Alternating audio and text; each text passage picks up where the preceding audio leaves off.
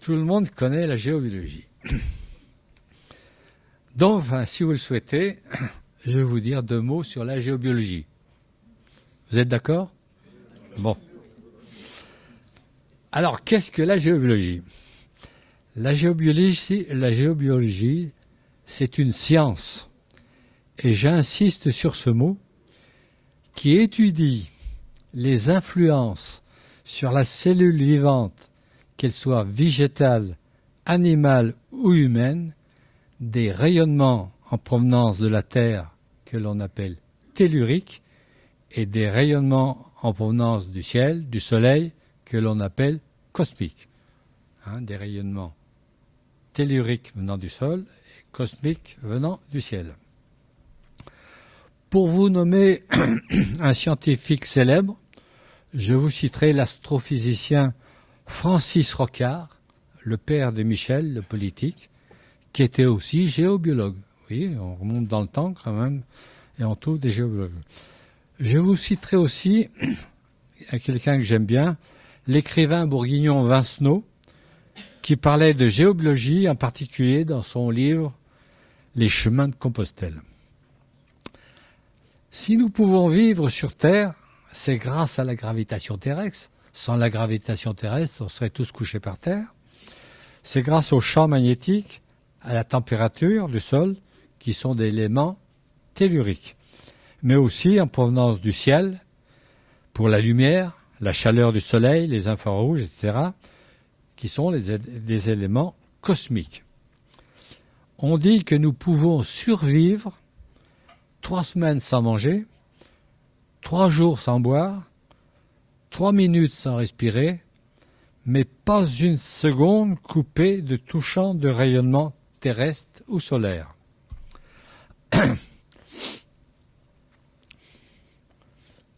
Toutefois,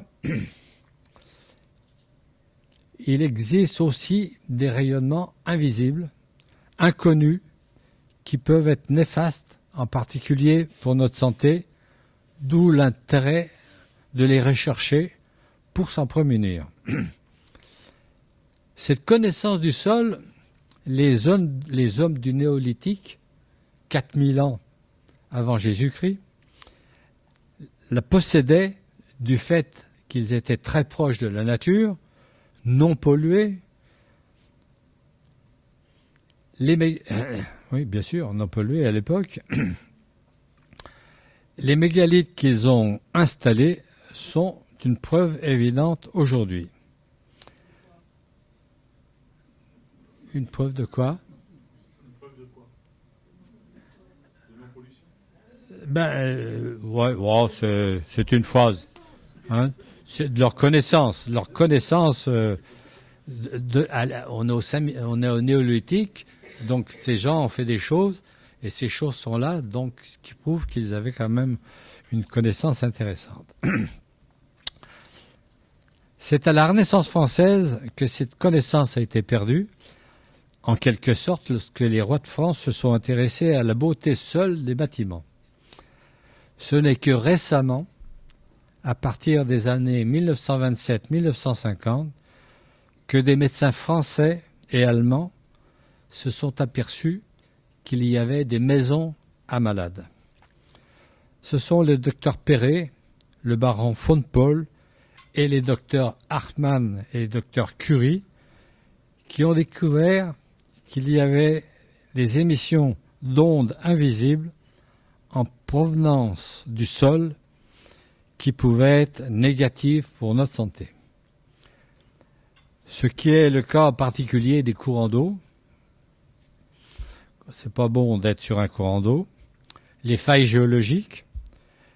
Et aussi alors, élément important, au centre de la Terre, le magma du centre de la Terre est composé de fer et de nickel.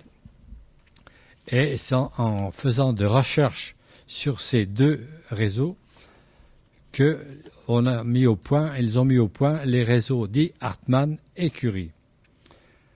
D'où l'intérêt de la géobiologie pour rechercher ces ondes négatives.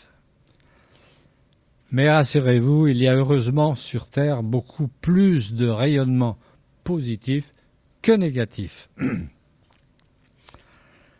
Lorsque l'on parle de négatif ou de positif, il s'agit du taux vibratoire d'un lieu ou d'une personne, c'est-à-dire l'énergie dégagée par le lieu ou la personne. On peut mesurer ces taux vibratoires à l'aide d'une échelle dite de Bovis, qui est gravée de sorte que de 0 à 6500 unités Bovis, on est dans le négatif, et au-delà, on est dans le positif. À titre indicatif, le taux vibratoire d'une personne en bonne santé est entre 8000 et 20 000 unités Bovis.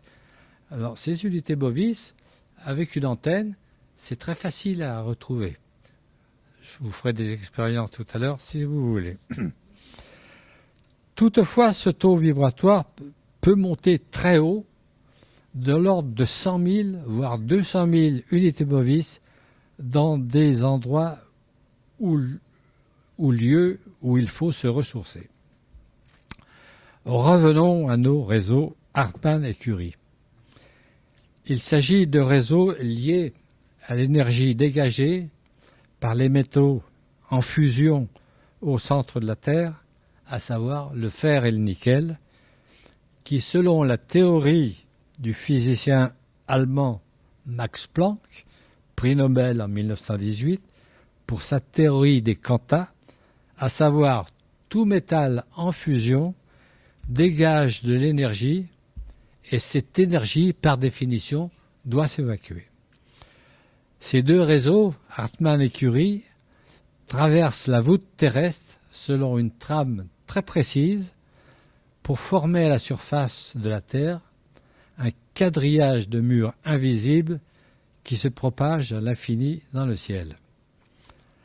Concernant l'énergie dégagée par la fusion du nickel au centre du globe, elle traverse la croûte terrestre selon un quadrillage énergétique appelé réseau Hartmann, dont les mailles sont très serrées, puisque tous les 2 mètres dans le sens nord-sud et 2,50 m dans le sens est-ouest, avec une épaisseur moyenne de ces murs invisibles de 21 à 23 cm.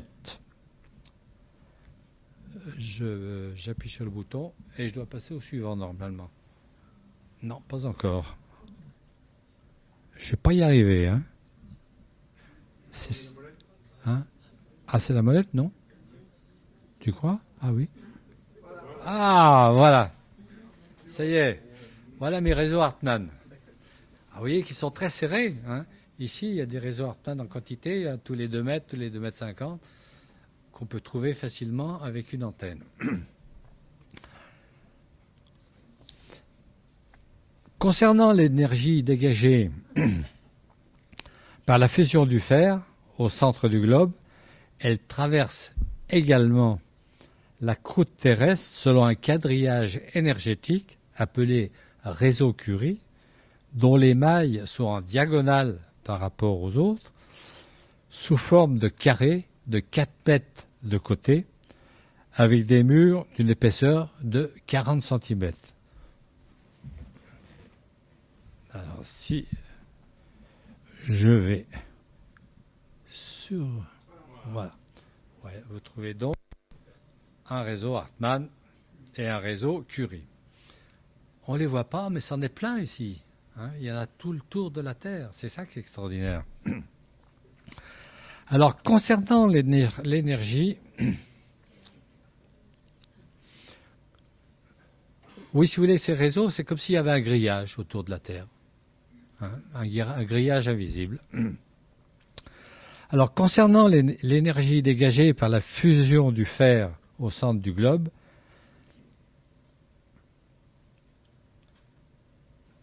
non, je me suis trompé, j'ai oublié de passer En réalité, ces deux réseaux qui tapissent le sol de la Terre ne sont pas inquiétants ni gênants pour bien vivre. C'est uniquement au croisement de ces quadrillages qu'on appelle les nœuds, vous voyez, les nœuds, qu'on appelle les nœuds, qu'il faut y avoir et qu'il peut y avoir une énergie négative. Si dans votre salon, vous avez un pot de fleurs par terre qui végète, vous le déplacez de 20 cm et il va repartir parce qu'il est sur un nœud Hartmann ou un nœud Curie. Si vous voyez des fourmilières, vous êtes sûr qu'elles sont sur des nœuds Hartmann ou des nœuds Curie. Donc, vous voyez, ce sont des endroits que certains animaux connaissent. Alors, c'est seulement à l'endroit où vont se trouver ensemble courant d'eau, faille géologique, nœud Hartmann et nœud Curie que les problèmes vont se poser. Alors, voilà. Quand sur un croisement Hartmann se trouve un croisement Curie, c'est beaucoup plus mauvais que ce que je vous disais au départ.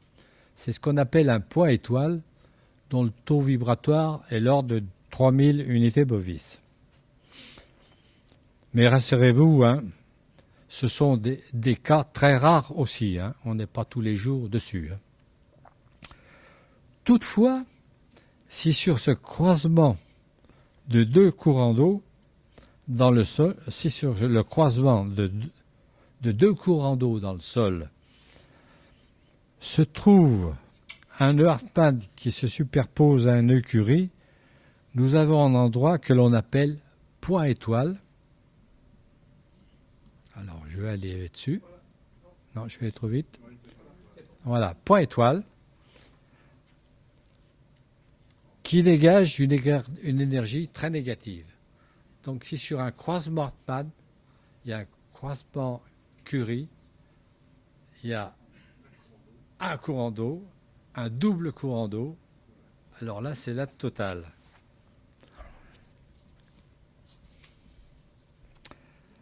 Nous sommes loin des églises romanes, me direz-vous. Rassurez-vous, je vais quand même vous en parler, mais je vais quand même remonter au néolithique, 4000 ans avant Jésus-Christ. C'est l'époque où l'homme quitte les cavernes, dans les rochers, pour construire des villages, faire de l'élevage et de l'agriculture. C'est aussi une époque où, grâce à la pureté de l'air, la nature n'était pas polluée par la fumée des usines ou par le diesel des voitures. L'homme, avec ses mains, avait le ressenti de son entourage, aussi bien dans le sol que dans l'air, pour rechercher les meilleurs endroits pour y vivre dans de bonnes conditions. C'est vrai que moi j'ai des souvenirs d'un grand-père qui, à la campagne, il n'y avait pas de bagnole à l'époque, il savait que aujourd'hui, non, il ne faut pas planter aujourd'hui. Enfin, oui, ils avaient déjà. Alors l'homme préhistorique, lui, il était beaucoup plus puissant. Après avoir quitté les cavernes, il avait aussi besoin de laisser des traces, à savoir les mégalithes, c'est-à-dire les dolmens, les menhirs, les cairns, les cumulus, avec chacun un rôle particulier. Si les dolmens, les cairns et les cumulus étaient essentiellement des monuments funéraires, les menhirs étaient liés aux vivants et étaient édifiés pour transformer des énergies négatives en énergies positives et de ce fait rendre l'espace autour de lui dans de bonnes conditions pour y vivre. Alors c'est quoi un menhir, me direz-vous? Faut peut-être. Alors je suis à la page 7 sur 10 là. Alors je vous ai vu à côté. Alors je vais continuer. Le 8, donc là je vous présente une échelle dite de Bovis qui permet, avec une antenne, de vérifier le taux vibratoire d'un lieu ou d'une personne.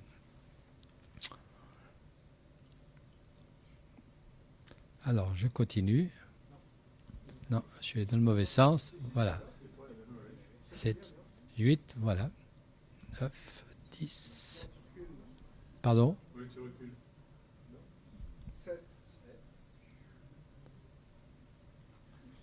Je suis combien là?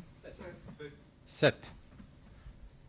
Alors, il faut que j'aille sur le 8.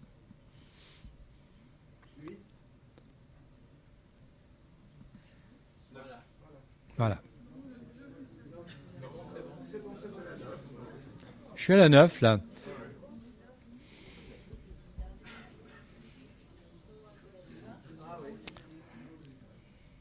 Bon, c'est pas grave, mais les menhirs, je vous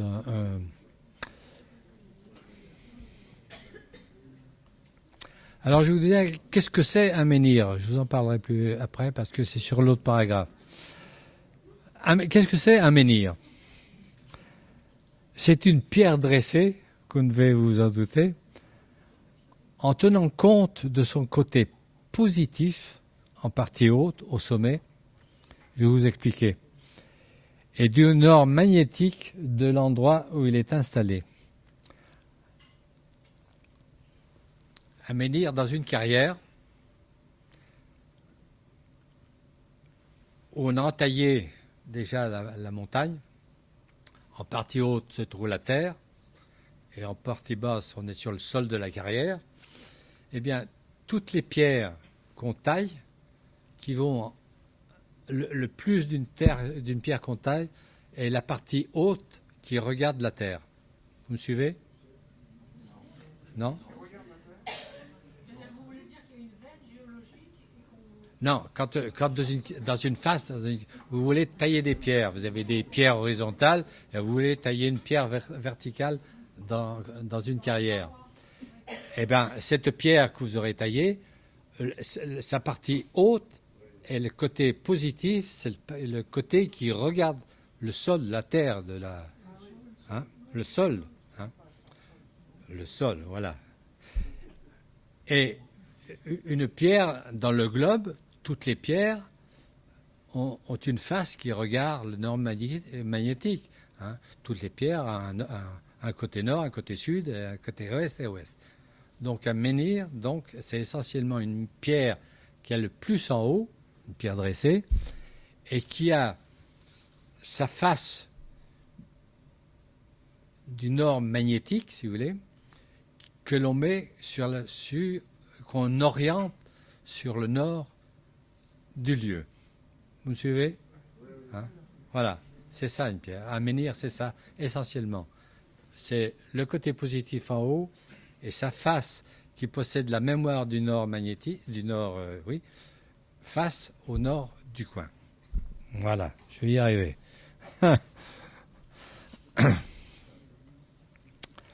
Alors, cette pierre, si vous voulez, elle n'est pas mise n'importe où. Elle est mise sur un point super négatif, à savoir le fameux point étoile dont je vous ai parlé tout à l'heure. C'est-à-dire le point où vous avez croisement Curie, croisement Hartmann, double courant d'eau, donc sur un point super négatif.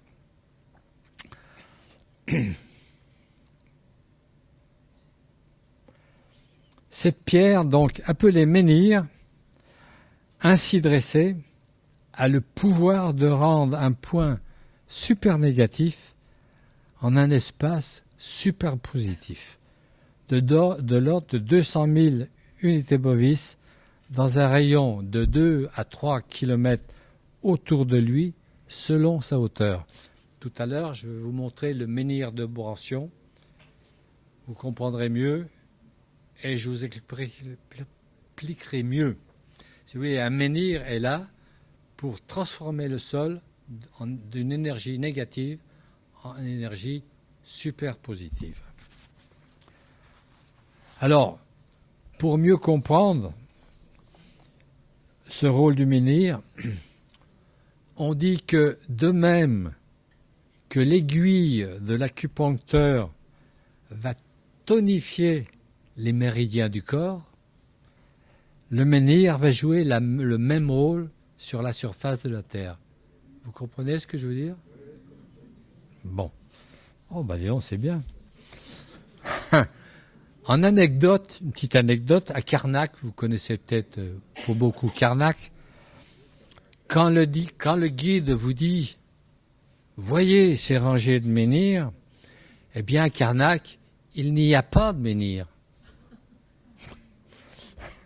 Ce sont des rangées de pierres dressées en lien avec des alignements solaires ou des manifestations religieuses ou autres. Il n'y a pas de menhir à Carnac. Ce sont que des pierres dressées pour des aliments solaires ou pour des fêtes religieuses où les gens de l'époque marchaient au travers. Nous sommes toujours loin des églises romanes. Hein? On va y arriver tout doucement. Hein? Pas tout à fait.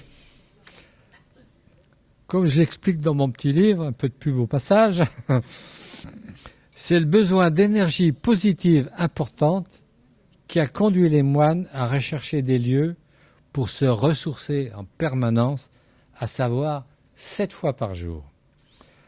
Quand ils trouvent un lieu isolé, avec bois, pierre et eau, et en plus un menhir, c'est l'endroit idéal, d'autant plus qu'un menhir émet en permanence un réseau dit sacré orienté est-ouest, donc facilité pour orienter l'Église vers l'est et non vers Jérusalem, évidemment.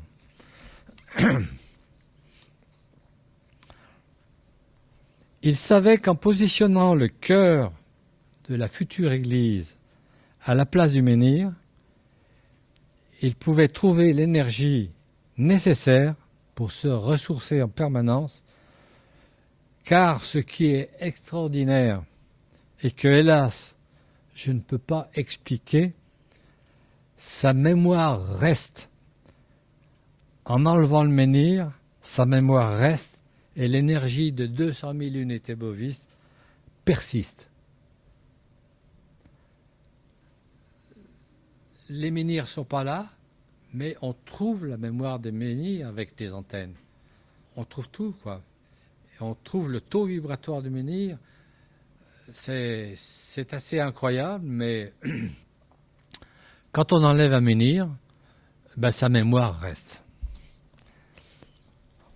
Alors, cette énergie étant présente dans l'Église à tout instant de la journée, cela justifie, comme je vous l'ai dit en préambule, les 7 passages des moines entre le lever et le coucher. Oh, je vais vous dire une petite anecdote là aussi. Le lever à 3h45 pour aller à Vigile à 4h, à l'Aude à 7h, à Tierce à 9h30, à Sexte à 12h45, à Nonne à 14h30, à Vêpres à 18h et à Complis à 20h pour se coucher vers 21h. Vous voyez, ils étaient donc sans arrêt. D'où il n'y a pas mon petit dessin là. Si. D'où ce que j'ai mis ici, vous voyez, la salle capitulaire, c'est la salle où ils étudiaient des dossiers anciens. Le chapitre, bon, c'était d'autres. Entre les deux, on a l'escalier qui montait à l'étage au-dessus de la salle capitulaire, qui était le dortoir, le cloître, le chauffoir et le réfectoire. Donc, cette pièce dite porte des initiés, qui n'a rien à voir avec la porte qui est à l'ouest, oui, c'est par ici que passaient constamment, vous voyez, 7 fois dans la journée, les moines qui allaient de la salle capitulaire au chœur constamment pour se ressourcer. Les moines convers, eux, je sais pas si, oui, je pourrais vous le montrer avec ça, je suis bête. Mais si, c'est bon, voilà, c'est ça. Ils faisaient constamment. Les moines convers, ici, vous avez une zone. Les moines convers, eux, ils restaient dans cette zone et ils allaient à la messe uniquement le dimanche matin en passant par cette porte. Ce domaine-là était réservé uniquement aux moines de chœur. Là, il y a un petit cadre qui s'appelle le carré de Saturne. Vous connaissez peut-être ce que c'est que le carré de Saturne, non? Hein? Le carré de Saturne, c'est un carré où tous les chiffres, quand on calcule tous les chiffres, ça donne le chiffre 15. Le chiffre 15, et ils ont tous un symbole. Le chiffre 5 qui est au milieu, c'est l'homme, et le chiffre 1 qui est ici, c'est Dieu. Ce qui veut dire que quand le premier pas qu'il faisait avant d'entrer dans l'église, il marchait sur Dieu. Voilà.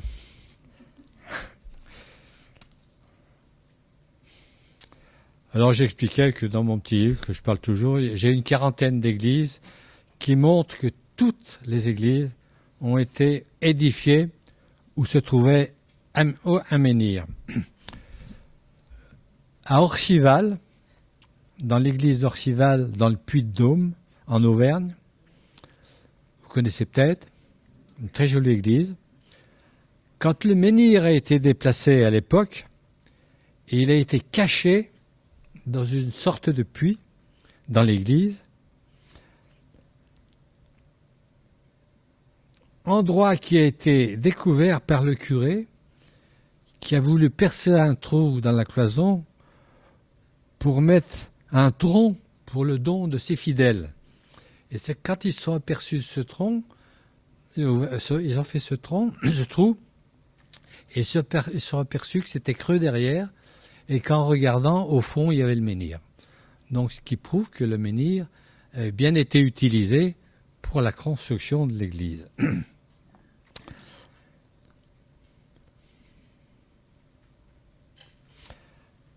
Bon, je vais bientôt conclure mon petit topo, là, mais je vais vous montrer surtout des dessins qui seront plus compréhensibles. Je voudrais vous dire qu'il existe aussi sur la Terre des endroits où des réseaux dégagent naturellement de l'énergie extrêmement positive de l'ordre de 200 000 à 250 000 unités bovis en permanence. Il s'agit autour de la Terre de la présence de 72 parallèles et 72 méridiens. Pour vous donner un chiffre, les méridiens sont séparés tous les 540 km sur l'équateur,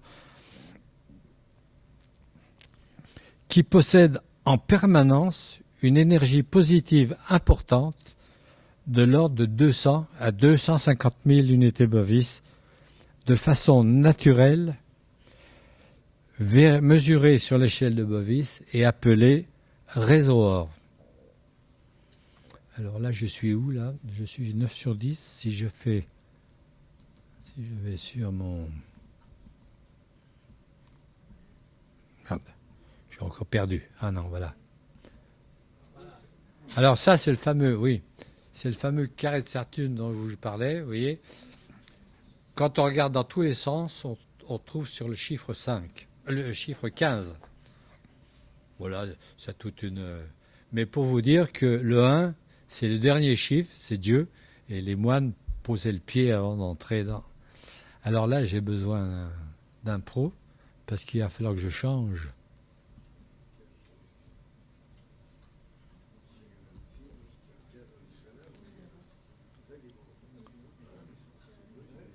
Qu'est-ce qui vient m'aider là? Hein? Ah, il est tout au fond.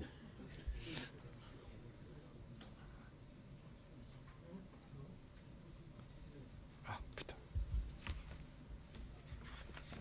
Faut que je passe au suivant, cher ami. Alors, je crois... attends, faut que j'efface ça. Il faut que je clique là, je crois. Hein? Voilà, ça s'arrête. Et là, il faut que j'aille sur diaporama, non? Il faut que j'aille sur diaporama, je crois.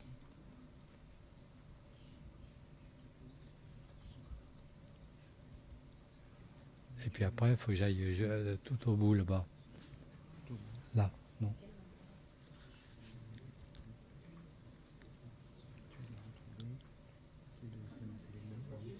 Et on se retrouve sur le premier. Ah ouais, chercher notre... On est toujours sur le premier, là.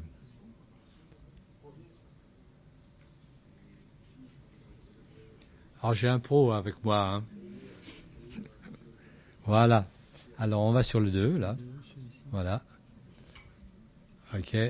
C'est bon. Merci, chef. Alors, voilà le fameux globe terrestre où l'on voit...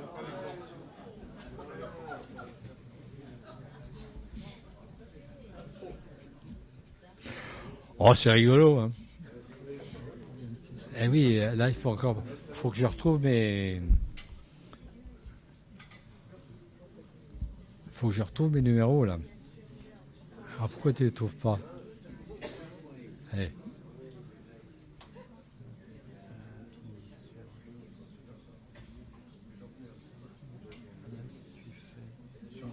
Non, il faut que je trouve pour aller à 1, 2, 3, 4, là.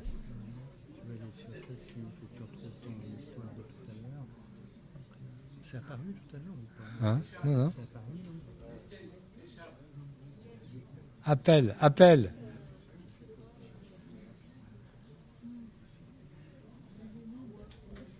Ouais, voilà, tu cliques sur la machine, là, et normalement, en cliquant 2 coups, tu dois trouver. Et non, ça marche pas. Si, ça doit marcher. Mais on n'a pas les numéros. Hein? Je crois que ça sera. Ouais.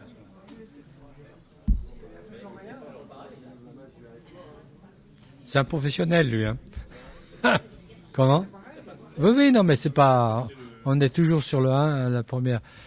Ce qui est dommage, c'est que tous les dessins n'ont pas pu être tous à la suite les uns des autres. Ils sont dans 3 dossiers différents. Donc, il faut passer au deuxième dossier. Et c'est là où il y a la difficulté.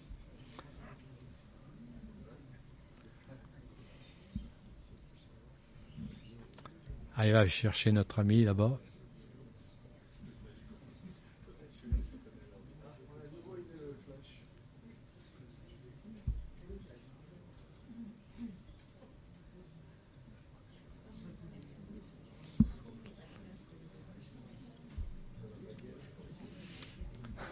Merci, chef. On n'a pas pu se passer sur le deuxième. Parce que vous n'avez pas. Il faut pas. Vous n'avez pas fermé, à mon avis. Ah, j'avais pas fermé. Voilà. Donc pour aller sur le deuxième. Trop d'ouvert. Voilà. Voilà, le deuxième, il est là. Et non. C'est encore le premier. C'est le deuxième, ça? Oui. Bravo. Et pourquoi n'apparaît pas les. 11 à 20.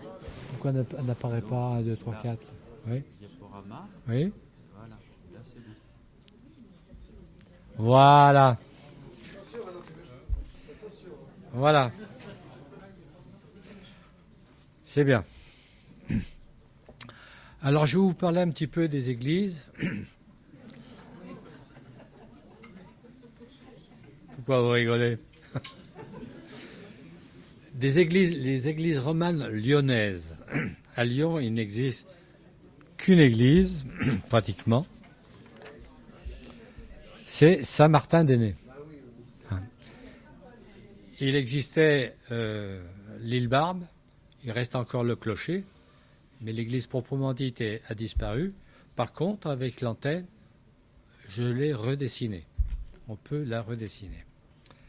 Donc, cette église de Saint-Martin-d'Énée, à l'époque, quand ils l'ont construit, il n'y avait pas de maison, il n'y avait rien.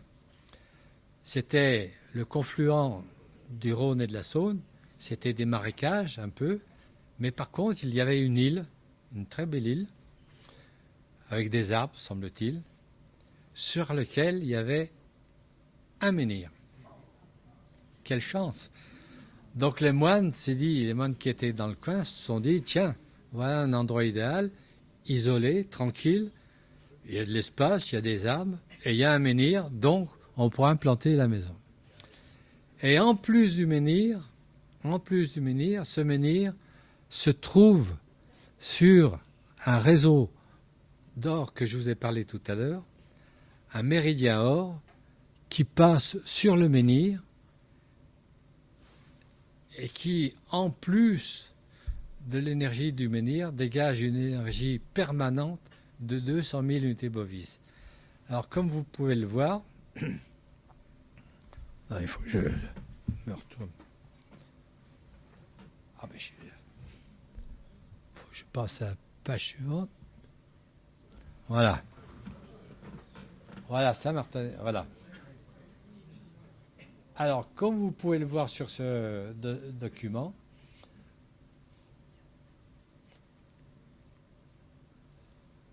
on trouve le menhir qui est ici, qui est sur deux croisements d'eau, un comme ça et un comme ça, qui est sur un croisement Hartmann, un croisement Curie ici, et qui est sur ce fameux méridien parallèle or qui dégage une énergie colossale. La première église, vous voyez, c'est celle-ci qui a été construite. On retrouve la mémoire. Et qui a été démolie quand plus de moines sont arrivés pour reconstruire celle-ci en utilisant en particulier des colonnes romaines qui étaient dans le coin. Voilà à peu près ce qu'on retrouve ici. Alors par contre, dans cette église, il y a, grâce à ce réseau, il y a une énergie permanente de 200 000 unités bovis. Donc on doit être bien dans cette église. Et alors les gens qui habitent de part et d'autre au travers de Lyon et qui ont leur maison sur ce réseau, les gens ils doivent se dire pétard, qu'est-ce qu'on est bien ici, mais ils ne savent pas pourquoi. Vous avez des questions sur cette église? Pardon? Qui? Le menhir. Alors le menhir, il est enlevé, oui, bien sûr. Il est enlevé, vous voyez, le menhir. Le menhir, c'est ça le menhir, vous voyez. Il était là, mais la mémoire du menhir reste. Alors, si je pars sur... faut que j'aille. Il faut prendre des trucs sans arrêt ici. Alors, je vais vous parler de la basilique de Lyon, Saint-Jean, qui n'est pas, à la cathédrale Saint-Jean, qui n'est pas une église romane, puisqu'on est dans le gothique, mais toutes les cathédrales en France, que ce soit Lyon, que ce soit Paris ou autres, ont toutes été mises sur l'emplacement d'une ancienne église romane que vous voyez en jaune ici.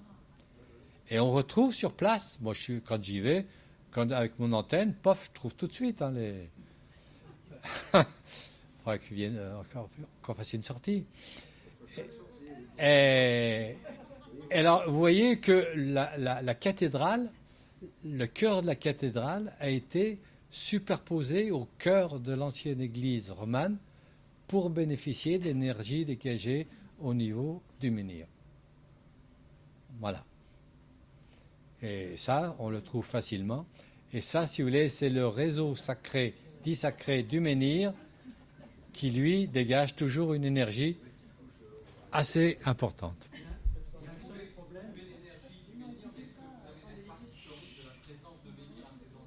Pardon ? Vous parlez d'énergie du menhir, on est bien d'accord. Est-ce que vous avez des traces historiques, des écrits de présence de menhir à ces points-là réellement? J'ai pas de présence d'écrits parce qu'il n'existe pas ces écrits. Si vous voulez, j'allais dire que c'est une découverte actuelle, en toute modestie. C'est une découverte actuelle, quoi. Si vous voulez, là, dans mon bouquin, j'ai une quarantaine d'églises de la région lyonnaise, entre autres, et d'autres.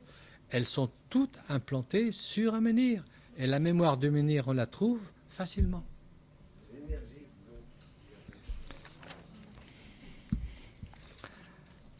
Alors, je continue sur d'autres églises.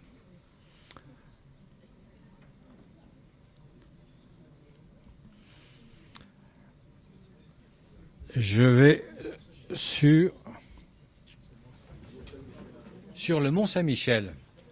Le Mont Saint-Michel, si vous voulez, le Mont Saint-Michel, sur ce caillou qui fait 900 mètres de diamètre, je crois, de périphérie, pourquoi est allé s'installer là-haut? Pourquoi est installé là-haut à l'époque, puisqu'il est entouré d'eau, il n'est pas accessible, etc. Mais il y a quelques moines qui sont montés quand même là-haut et qui se sont aperçus qu'il y avait un menhir sur ce rocher, et que, en plus du menhir, ce menhir qui est là, voilà, il est perdu, ce menhir qui est là, à l'époque, donc, il était sur le rocher, et en plus, il est sur un croisement or d'un parallèle et d'un méridien or de tout à l'heure. C'est-à-dire que là, il y a une énergie dégagée colossale. Colossale. Ce qui fait que les moines, à l'époque, ont fait une petite église, vous voyez, qu'on aperçoit en vert ici. Petite église, au début, il y avait peut-être, je ne sais pas, 10 moines, 15 moines, j'en sais rien. Et comme ça a pris de l'extension, donc, si vous voulez, la grande église a été construite après, mais avec superposition toujours des deux chœurs pour bénéficier de cet endroit précis et sacré qui dégage une énergie colossale. Même sur le rocher au bord de la mer, si j'ose dire, on trouve les deux courants d'eau aussi. Vous voyez, il y en a un qui passe là et l'autre qui passe comme ça. On trouve les réseaux Hartmann, les réseaux Curie et tout. Question? Alors c'est vrai, cette abbaye qui...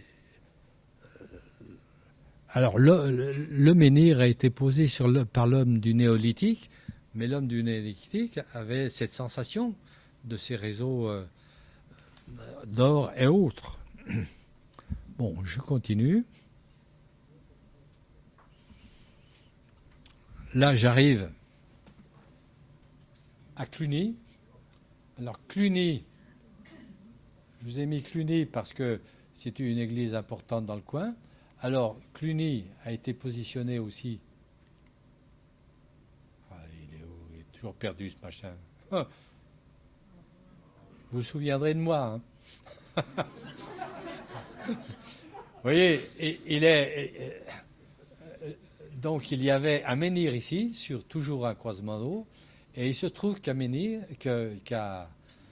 Cluny, il y a un méridien or qui passe à cet endroit, et sur ce méridien, le menhir a été posé. Donc ça, c'est la première église qui a été faite.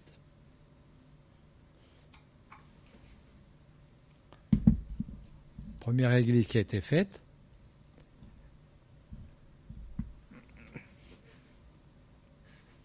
Et la deuxième. Ah non, c'était l'inverse, je crois bien. Oui. Ah, qu'est-ce que j'ai fait? Je suis allé en arrière. Putain, j'ai plus le truc.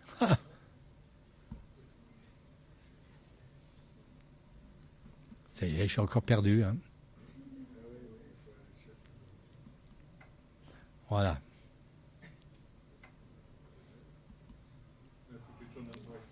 Voilà. C'est bon, là? Voilà. Et comme à Cluny, comme je vous le disais, dans la région, il y avait pratiquement 3000 moines, ils ont été amenés à reconstruire une nouvelle église en superposition à l'ancienne que je vous ai montrée auparavant, mais en gardant toujours la superposition des chœurs qui se trouve là où il y avait le menhir et là où il y a le méridien or qui dégage une énergie colossale.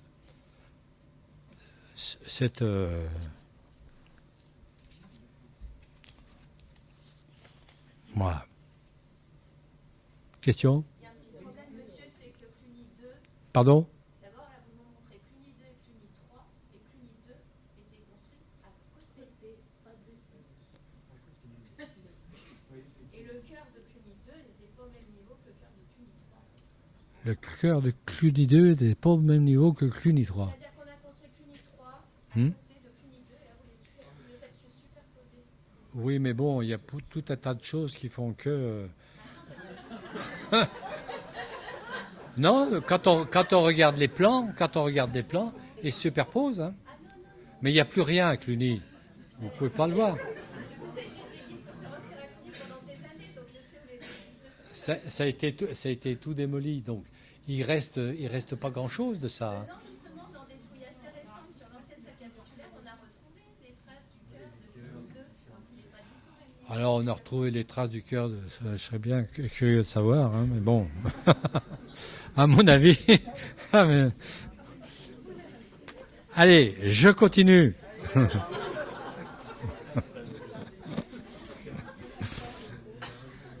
Alors, bon.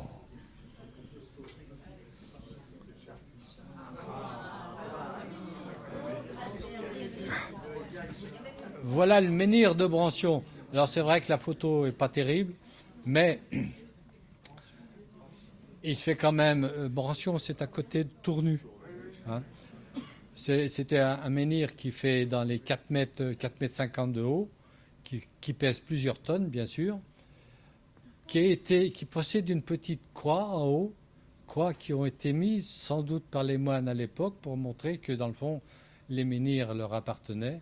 Je ne connais pas du tout l'origine, mais je suppose que ça devait être ça. Mais il s'agissait d'évangéliser tout ce qui était païen précédemment. Ça n'a rien à voir avec les ondes. Ah bah peut-être, je ne sais pas.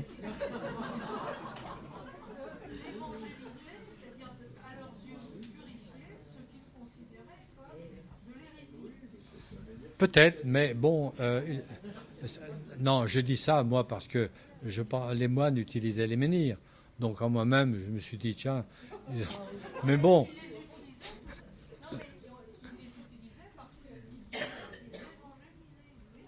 Alors,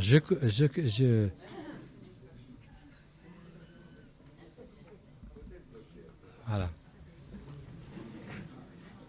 Alors, voilà le menhir de Brancion. Il est intéressant pour revenir à une explication du menhir.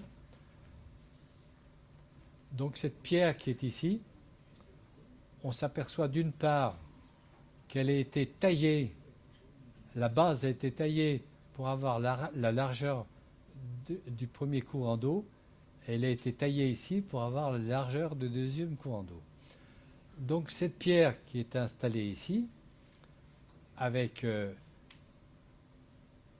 en partie haute le plus, comme je l'ai dit tout à l'heure, avec cette face qui a la mémoire du nord magnétique orientée sur le nord, avec au pied, on va dire, un endroit où on ouvre le site du menhir, parce que le menhir ne dure que 24 heures. Donc il faut le réactiver tous les jours. Alors, oui, mais c'était le rôle du moine qui se levait le premier le matin, de venir. Mais c'est que dalle. Moi, j'ouvre le menhir en 30 secondes, hein, et on le referme en 30 secondes. Alors, ce qui est intéressant de dire, que lorsque le menhir s'est installé, se met autour de lui 7 cercles, des cercles qui ne sont pas ronds, ovales, 7 cercles qu'on appelle les auras, 7 auras autour du menhir. Et lorsque on ouvre le site du menhir, ces auras partent à toute vitesse, de part et d'autre du menhir, partent groupées. Non mais vous rigolez, mais c'est vrai, hein. Ces auras, mais c'est dur à expliquer quand on ne connaît pas. Ces auras partent. Et au menhir de Brancion, quand on ouvre le site, ces auras partent à 2,5 km de part et d'autre, ce qui fait qu'on a un espace tout autour du menhir, dans un rayon de 5 km, où le taux vibratoire est de 200 000 unités bovis. Donc un endroit très agréable à vivre, très agréable à cultiver et très agréable pour les animaux et autres.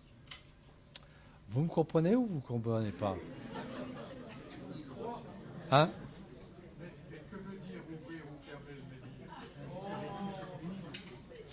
Ben, ouvrir le fermer le menhir. Quand on est à cet endroit-là, avec une antenne, je ne sais pas comment il le faisait, avec une antenne, je demande l'ouverture du menhir, mais non, mais faut pas rigoler, et en 30 secondes, paf, les orages sont partis. Hein, je vais dans une église romane, je mets là, je cherche l'endroit où se trouvait le menhir, je me mets là, je peux ouvrir et fermer le... Donc... C'est-à-dire, on ouvre, il y a une énergie qui se produit quand on ouvre, et quand on ferme, il n'y a plus rien. Quand on ferme, il n'y a plus rien. Il n'y a plus rien parce que les auras sont revenus autour du menhir. Ces auras s'en vont de part et d'autre quand on ouvre le site. Et quand elles s'en vont, elles entraînent avec elles une montée de l'énergie à 20 000 unités bovis, quoi. Autre question? Allez, n'ayez pas peur de poser des questions. Est-ce que certains hôtels pourraient être taillés dans les pierres de menhir? Puisque l'emplacement est le même, Dans les pierres? certains architectes, concepteurs de ces églises auraient poussé le puritanisme, on va dire, enfin, pas le puritanisme, mais l'authentisme jusqu'à tailler l'autel de l'église dans le menhir.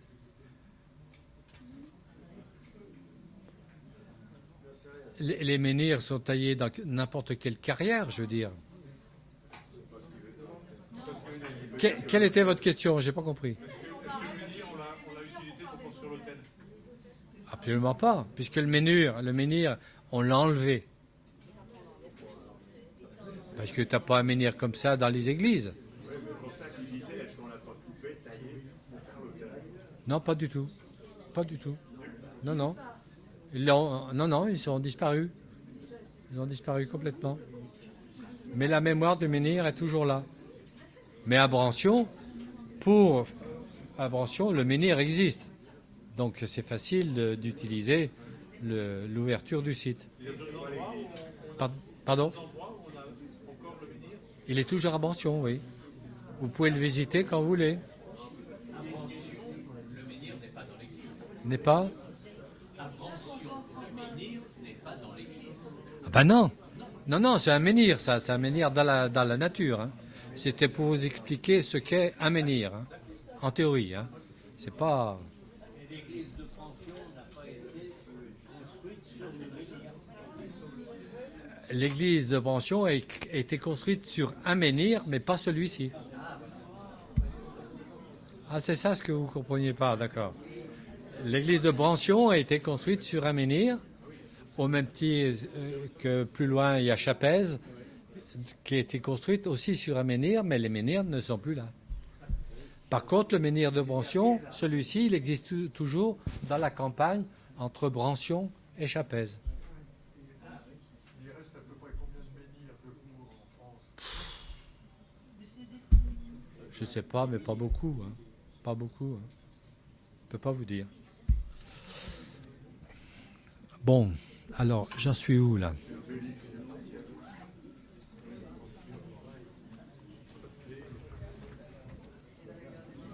Donc, je suis toujours dans mon menhir. Voilà. Alors, comment je fais pour passer... Il est reparti, mon monsieur. Pour passer à... Voilà. Alors ça, c'est Saint-Paul hors les murs. Pourquoi je vous ai mis ce plan? C'est pas une église qui était faite par les moines, puisqu'elle est faite à l'époque des Romains, là-bas. C'est une église qui avait été faite pour accueillir des gens qui avaient la religion catholique, chrétienne, Donc c'est pour ça que c'est une grande salle. Mais ce qui est intéressant, c'est que elle était déjà implantée sur un menhir. Mais ce qui est intéressant, c'est la première église où on aperçoit la forme de l'abside, la forme du transept et la forme de la nef, voire cette partie-là qui est l'entrée souvent dans les églises comme à Tournu. Donc cette église, elle a servi de modèle pour dessiner les églises romanes par la suite. C'est pour ça que je vous la montre.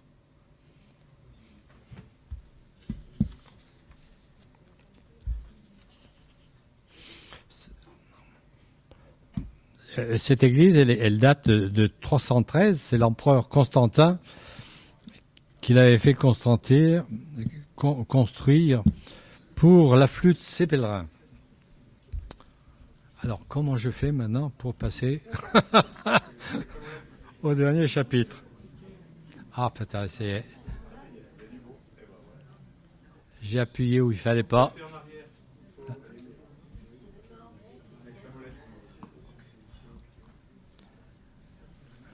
Allez, reviens là. Exactement. Ben, je veux mon dernier chapitre. Non, mais il n'est pas là. Il n'est pas là. Non. Ah bah alors il faut fermer ce fichier. Ouais, bah, faut fermer, oui. Voilà, et je vais là-dessus, voilà, tu cliques là-dessus. Attends, on doit apercevoir. Voilà. Voilà, c'est bon là, à partir de là. Ah, pourquoi tu as éteint? Parce que je te remets en... Ah ouais, repère-moi, voilà, très bien. Maintenant tu fais avancer. Là, je vais vous parler d'autres bâtiments qui n'ont plus rien à voir avec les églises, mais qui montrent quand même qu'on a utilisé pour les mettre d'endroits très particuliers. On a affaire au Parthénon. Pourquoi le Parthénon, ils ne l'ont pas mis au milieu de la colline où il était? Pourquoi ils l'ont mis pas très loin du bord? Peut-être pour être vu d'en bas, mais en fait, ils l'ont mis ici parce qu'il y avait un menhir, tout simplement.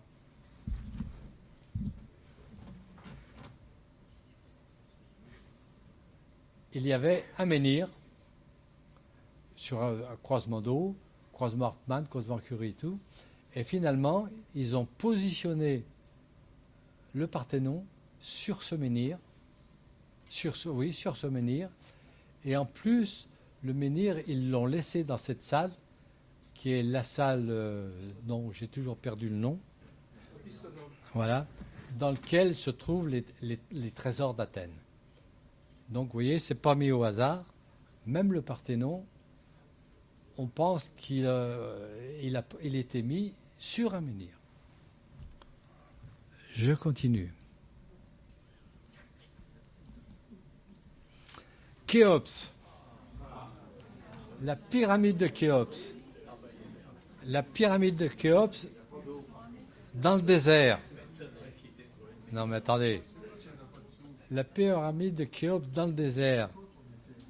Il n'y avait rien à l'époque, puisqu'on est en 2500 avant Jésus-Christ, alors que le Caire était monté en 552, je crois. Il n'y avait rien ici.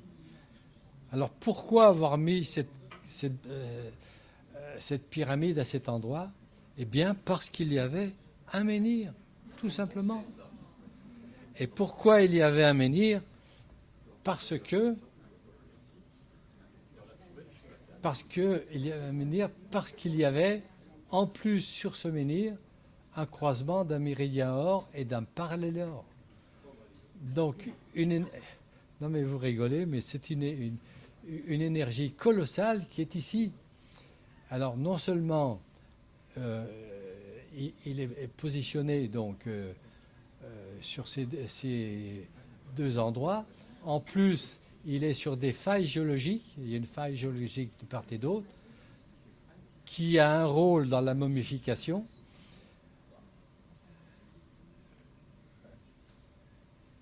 Question? Alors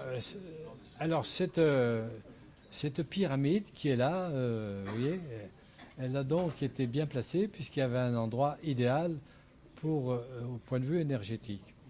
Oh, une petite parenthèse sur cette pyramide dont on dit qu'elle est belle, quand on additionne la surface des 4 triangles et qu'on la divise par la surface du carré, on trouve 1,618, le nombre d'or. Vous voyez, il y a beaucoup de choses sur cette pyramide. Des questions toujours, non? Comment sait-on qu'il y avait... Pardon? Comment sait-on qu'il y avait un menhir au centre de la pyramide? Non, mais attends, il existait. Attends, il existait le menhir. Comment sait-on? Pardon? Comment sait-on? Oh, j'y étais pas. Mais, si vous voulez, des menhirs, il y en a de partout dans le monde. Hein? Non, mais quand ils ont cherché à faire une pyramide, ils se sont aperçus qu'à cet endroit-là, il y avait un menhir. Voilà. Un menhir qui dégageait une énergie colossale. Et ils se sont dit, on va mettre la pierre. En fait, c'est comme ça. Elle est sur un. Pas les autres. Il n'y a que celle-ci. Il n'y a que celle-ci qui est sur un menhir. Il n'y a que celle-ci qui est sur un menhir. Pourquoi ils ne l'ont pas fait pour les autres pyramides alors? Mais parce qu'il n'y avait pas de menhir. Un menhir, ça se met pas n'importe où. Hein? Ça se- ça se- La pyramide de Khéops sur un menhir, pourquoi ils ont... Mais parce qu'il y avait un menhir. Quand ils se sont baladés, ils ont dit il y a un menhir, donc il y a ce qu'il nous faut pour poser la pyramide. Pour trouver de l'énergie. Ils auraient voulu l'énergie aussi pour les autres pyramides, peut-être, non? Bon, je sais pas, j'y étais pas, mais bon. mais non, mais les autres pyramides n'avaient peut-être pas le même rôle que Khéops, quoi. Peut-être pas le même rôle que Khéops. Je ne suis pas suffisamment entré dans les autres pyramides. Alors, je continue encore un petit peu. On aura bientôt fini, là.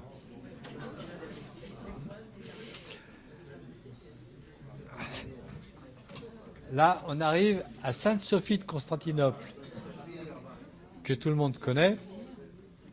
Eh bien, quand ils ont construit, évidemment, quand ils ont fait cette pyramide, il n'y avait pas beaucoup de maisons à cet endroit-là, mais il y avait un menhir. Non, mais il y avait un menhir. Il y avait un menhir, et en plus, ce menhir se trouve sur un croisement or. Donc, l'endroit idéal pour construire un bâtiment religieux. Et en plus, vous voyez, le menhir, il est au centre de Sainte-Sophie de Constantinople. Vous voyez, il n'est pas mis, il aurait pu être là ou là, non. Donc, il avait un rôle important qui était connu à l'époque.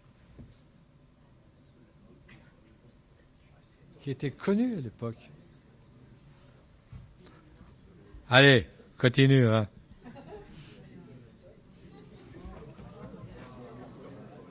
Quand on arrive à Angkor Wat a été construit en même temps que les églises romanes, à la même époque. Eh bien, pareil à Angkor Wat. Quand ils ont construit Angkor Wat, il y avait un menhir sur un double croisement d'eau. Vous rigolez, mais c'est vrai. Et en plus, ce menhir se trouve sur un croisement or. Donc un point énergétique colossal. Donc, Vous avez vérifié le double croisement d'eau, là? mais bien sûr que tu peux aller, si tu vas là-bas, t'emmènes ton antenne, tu vas vérifier. J'y suis pas allé. Mais on peut le vérifier. Moi, je ne l'ai pas inventé. Et vous voyez, le menhir se trouve aussi au centre d'Angkor Wat, là. Et il n'a pas été mis ici ou là, quoi. Il avait donc un rôle important. On va pas y arriver.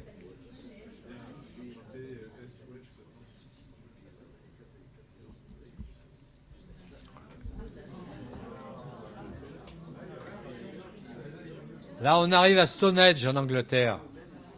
Stonehenge est situé dans un espace où il n'y a que des buissons, des arbres, il n'y a rien, il n'y a pas d'habitation, que dalle. Il y a quelques mégalithes qui sont en forme de cercle, là, voilà, en forme de cercle avec un cœur ici, un autel qui se trouvait là. Et pourquoi avoir mis cet ensemble à cet endroit-là et non pas 5 mètres à droite ou 5 mètres à gauche? Allez-y, parce qu'il y avait un menhir. Il y avait un menhir et en plus, il y avait un parallèle or. Ce menhir était positionné sur un parallèle. Donc, une énergie colossale à cet endroit. Vous rigolez, mais c'est vrai, hein, en plus. Vous vous souviendrez de moi, c'est bien, je suis bien content. Voilà. Attendez, j'ai pas fini. On va aller jusqu'au bout, hein. On les voit, les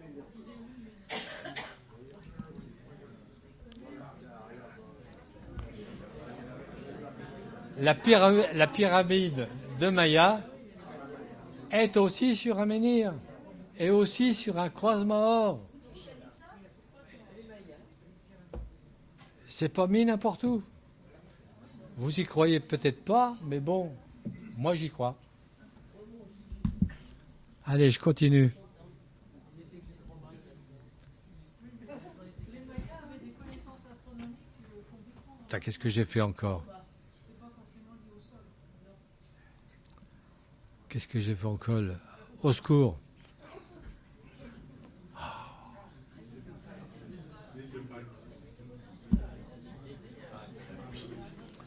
Ah, il y en a 2, 3 autres que je voudrais vous montrer, je voudrais bien y arriver quand même. Hein?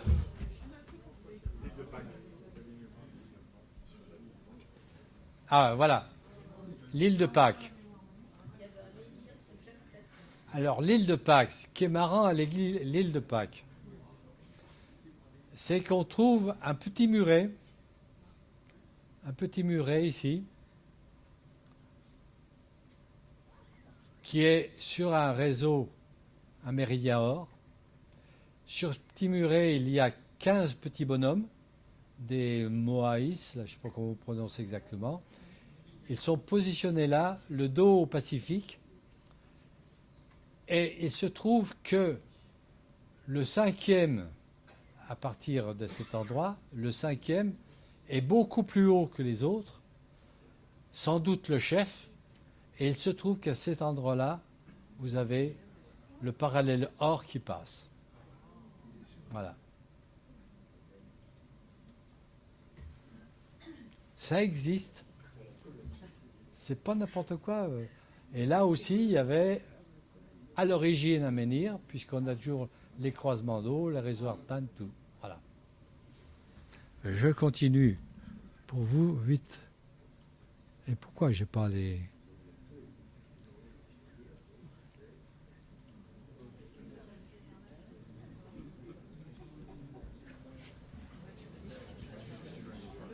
Le Machu Picchu, à 2600 mètres d'altitude.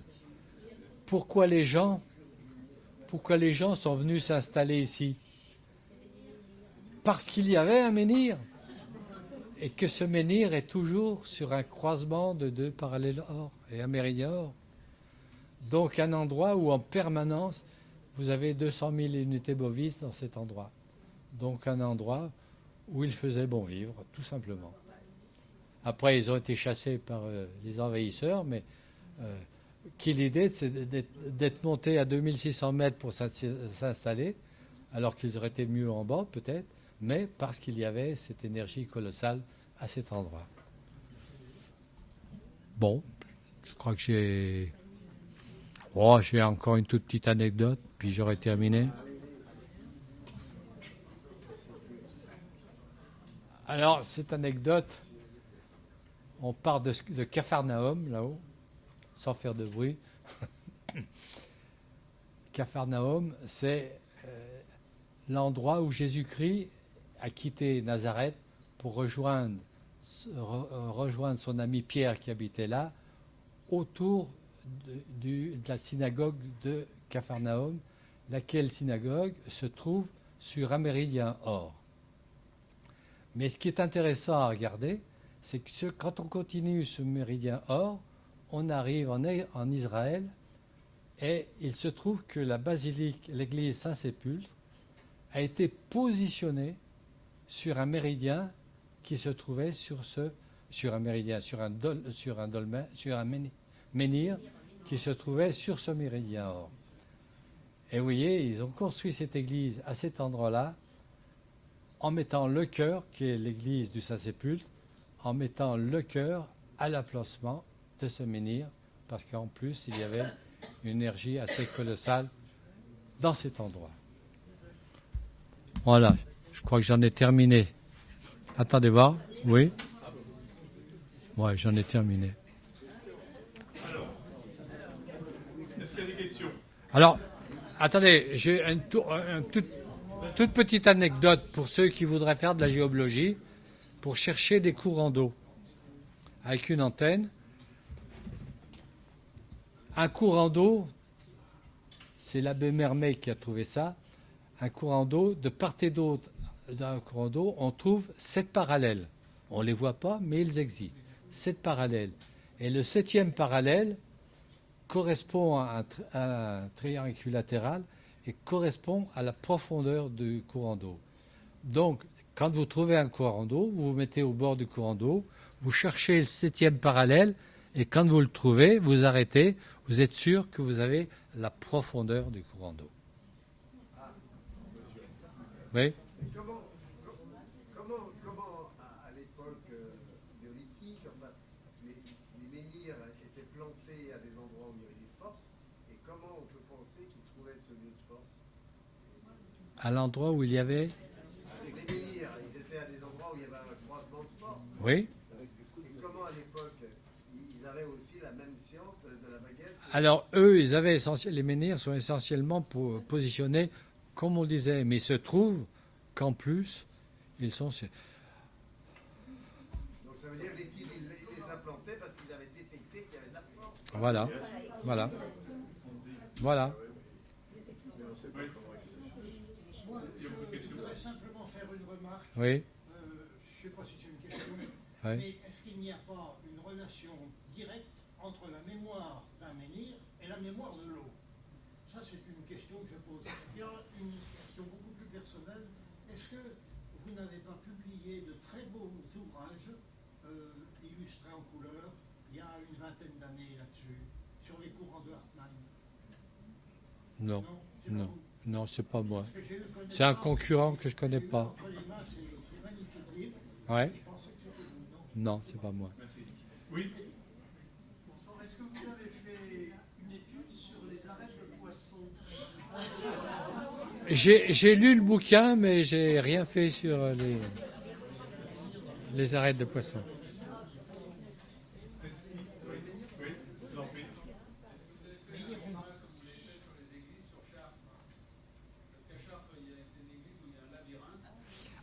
Ah oui, mais je ne vous l'ai pas montré. Non. Ah, je l'ai pourtant en Chartres. Alors comment je peux faire pour aller en arrière?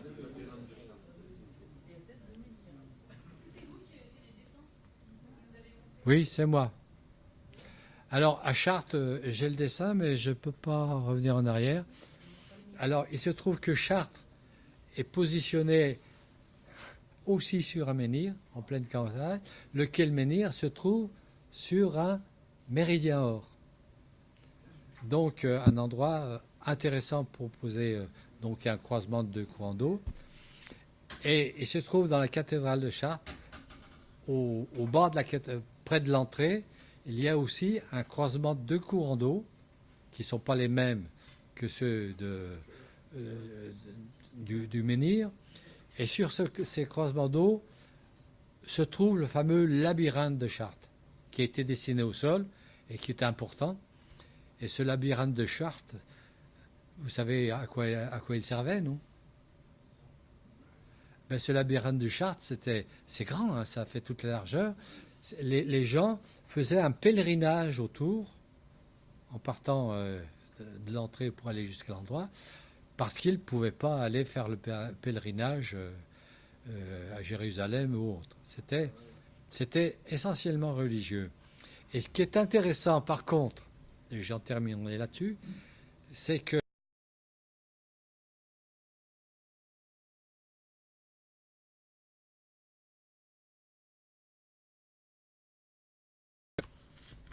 est-ce que j'y arrivais ou pas? Voilà. Ce dessin du pèlerinage de Chartres, je ne sais pas si vous le voyez. Ce dessin, si vous voulez, il est intéressant en géologie, parce qu'en géologie, on peut neutraliser certaines choses. Alors, comme je vous le disais tout à l'heure, vous n'avez pas intérêt à mettre votre lit sur un point négatif comme tout à l'heure, parce que vous dormez, on ne dort pas, quoi. J'ai des exemples de gens qui sont là-dessus et qui ne dorment pas du tout. Alors, il suffit de déplacer son lit ou de passer dans une autre chambre. Mais il se trouve qu'avec ce symbole, en mettant ce symbole dans la maison de la personne, orienté d'une certaine façon, eh bien, ce symbole dégage une énergie autour, en fonction de sa dimension, qui est suffisante pour neutraliser l'énergie négative du point négatif. Hein? Non, mais alors, moi j'ai un exemple personnel et j'en terminerai là. Un monsieur qui avait acheté une vieille maison pour la retaper, une maison ancienne, il avait dit à une amie, « Ah, c'est bizarre cette maison, je suis content de l'avoir faite, mais je ne m'y sens pas bien. » Et mon fils, qui a 5 ans ou 6 ans, dort rien toute la nuit. Alors cette personne qui me connaît, j'ai récupéré le plan de la maison, j'ai mis ce plan sur la maison, et cette personne qui est revenue 15 jours, 3 semaines après, a dit, je sais pas, c'est bizarre, je me sens bien, et mon fils dort toutes ses nuits. C'est véridique ce que je vous dis, hein, c'est pas des blagues. Hein. Et je l'ai constaté souvent. On va terminer, si vous voulez bien, sur cette belle histoire. Voilà. Chut, s'il vous plaît. Vous m'excuserez pour mon ignorance avec ces appareils. On va terminer sur cette belle histoire.